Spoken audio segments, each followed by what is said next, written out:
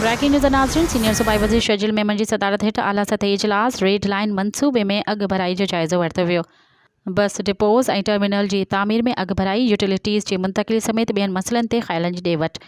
Red line BRT Karachi शहर जे infrastructure के जदीद बनाने लाइ अहम कदम आहे। शर्जील मेमन चैलेंजिस के मुंहुं ॾियण ऐं प्रोजेक्ट जे टाइम लाइन ते पूरो लहण लाइ कोशिशूं जारी आहिनि। शर्जील मेमन ब्रेकिंग न्यूज़ नाज़रीन, जेका हिकु दफ़ो ॿीहर तो रहंदा हलूं।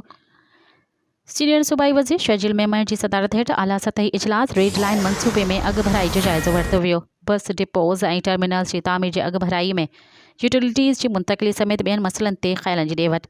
रेड लाइन्स BRT कराची शहर जे इंफ्रास्ट्रक्चर के जदीद बनाइण लाइ अहम कदम आहे। शर्जील मेमन चैलेंजिस के मुंहुं ॾियण ऐं प्रोजेक्ट जे टाइम लाइन ते पूरो लहण लाइ कोशिशूं जारी आहिनि। शर्जील मेमन मज़ीद ख़बरनि ऐं तफ़सीलात लाइ विज़िट कयो असांजी वेबसाइट www.awamiNewsHD.com ऐं ॾिसंदा रहो अवामी न्यूज़ HD।